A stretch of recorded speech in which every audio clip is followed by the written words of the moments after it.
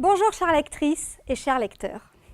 Je suis vraiment ravie de vous retrouver pour continuer à partager Gagner en impact pendant quelques minutes. Vous en êtes au chapitre 6, Parler et impacter avec Aïda, et à la lettre D, la lettre du désir, au moment où le désir est une énergie qui se transmet et que j'en viens à parler de l'émotion. Dans Aïda, ce fameux D pose toujours question. Au début des séminaires que j'anime, des séminaires Gagner en impact, on demande aux participants de deviner ce qui se cache derrière les lettres A, I, D. Immanquablement, le D est plutôt vu comme le D de décision. Pour le concepteur du modèle, Lewis, dont je parle dans le livre, il s'agit pourtant du désir. Cela nous amène donc à nous poser la question. Qu'est-ce qu'on sait aujourd'hui, à la lecture des dernières découvertes scientifiques, de ce qui nous fait agir? Bien sûr, on peut toujours décider d'agir. Mais en fait, qui décide? Notre raison? Nos émotions? Et puis, il y a toutes ces fois où on agit sans avoir vraiment décidé, voire de façon inconsciente. Alexandre Pouget, qui est professeur en sciences cognitives à l'Université de Rochester aux États-Unis, nous le dit de la façon suivante. On ne choisit pas, en conscience, de s'arrêter à un feu rouge ou d'éviter un obstacle sur son chemin. Une fois analysées les décisions prises inconsciemment, on constate qu'elles sont presque toujours justes en fonction des paramètres qui président à leur exécution.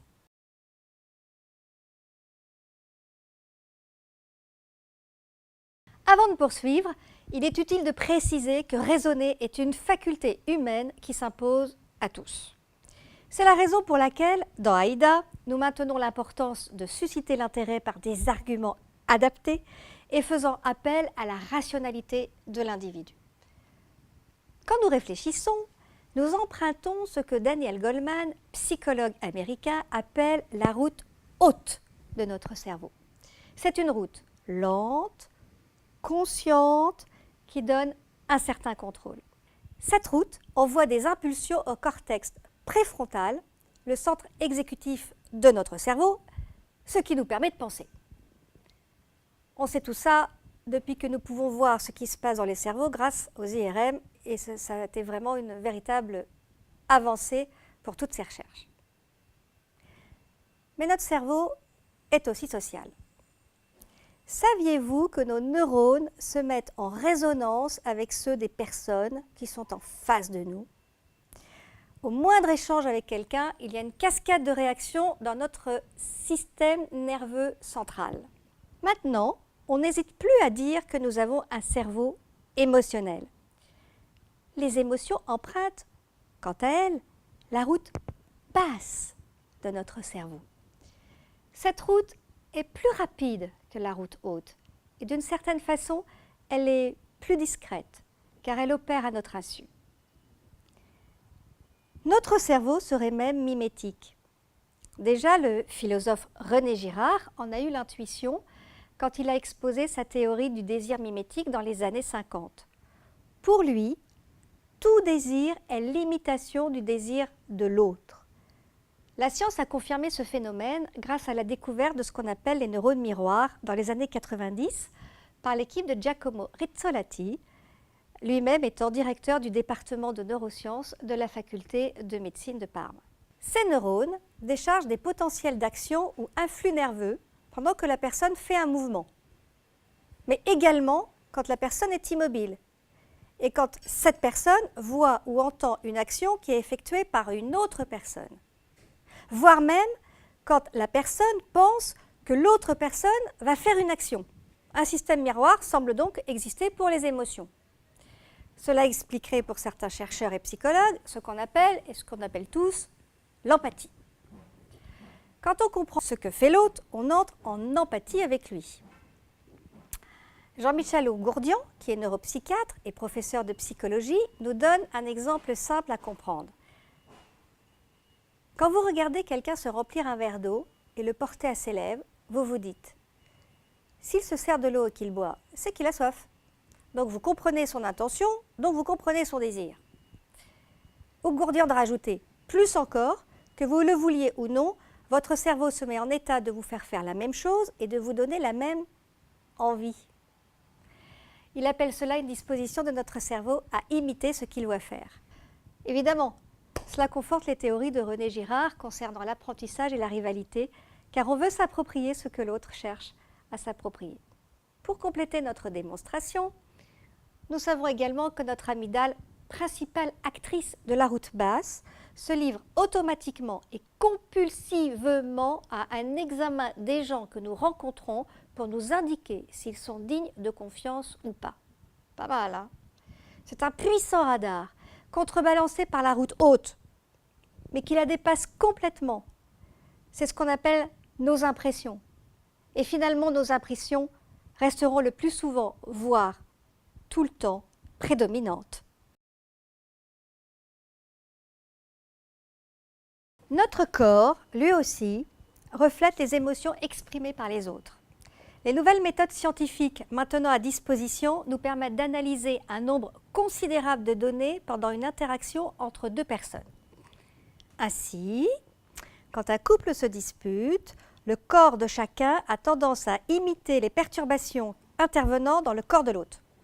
Mais les expériences ont aussi permis de constater que des observateurs attentifs de la scène allaient aussi subir des modifications physiologiques de même nature que les personnes qui se disputent.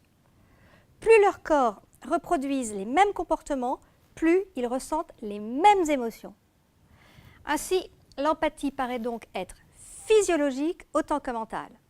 Nous pouvons ressentir, voire vivre physiquement les émotions des autres. Pour résumer tout ce qui précède de façon simple, toute interaction provoque un transfert d'émotions. Autrement dit, les émotions sont contagieuses.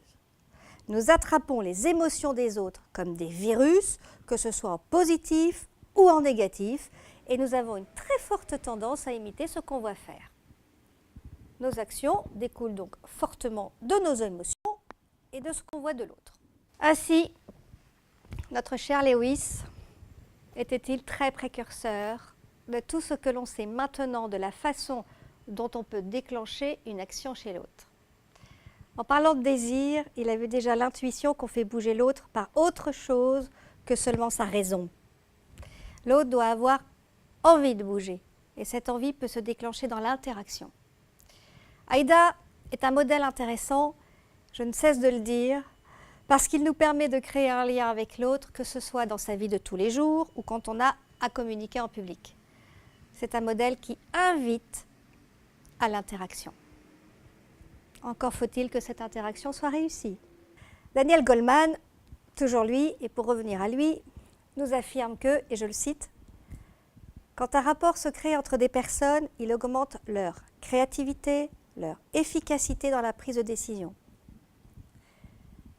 Et oui, ainsi, ils vont pouvoir agir ensemble parce qu'ils ont une impression de sympathie mutuelle, chaque personne ressentant de la chaleur, de la compréhension et de la sincérité de la part de l'autre. Et en fait, on ne dit rien d'autre dans le modèle Aïda.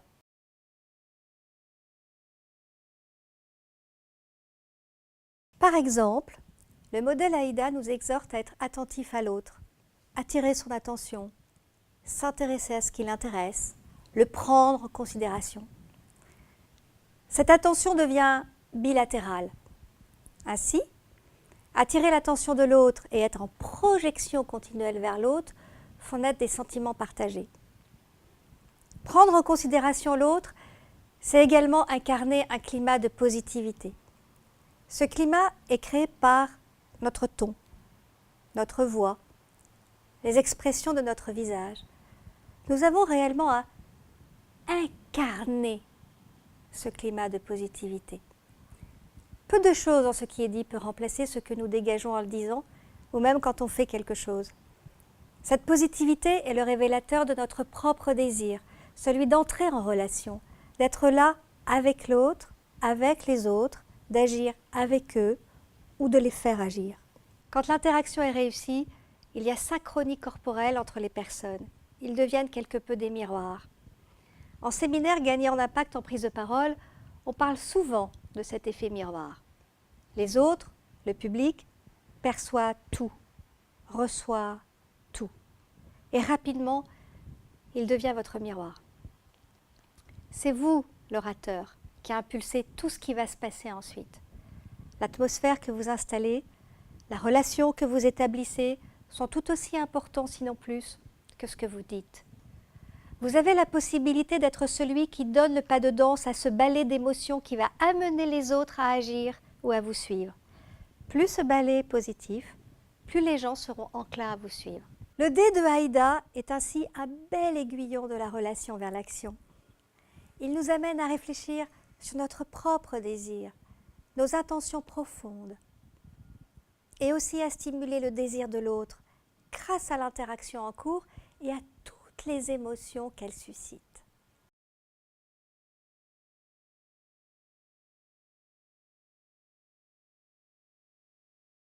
Évidemment, cela nous donne une très grande responsabilité sur vers quoi nous entraînons les gens. Ça nous amène à réfléchir à nos missions dans la vie professionnelle et bien sûr à nos intentions personnelles. Je vous renvoie pour cela au chapitre 4 du livre « Parler, c'est manipuler ». Pour conclure ce petit moment que nous avons passé ensemble, le dé de Haïda nous invite à accepter la chaleur, la convivialité, le plaisir que nous pouvons éprouver dans l'interaction. Évidemment, nos émotions doivent être sincères, sans nul doute, et à cette condition. Cette chaleur, cette convivialité, ce plaisir permettront à tous nos interlocuteurs de ressentir la même chose. Ces émotions positives renforceront vos paroles et donc vos arguments rationnels et pousseront les autres à agir. Allez puiser en vous ce qu'il y a de meilleur et offrez-le à vos interlocuteurs. Et surtout, n'oubliez jamais ces paroles de sagesse. Ce que vous croyez devient vos pensées. Vos pensées deviennent vos paroles. Vos paroles deviennent vos actions. Vos actions deviennent vos habitudes deviennent vos valeurs, et vos valeurs deviennent votre destinée.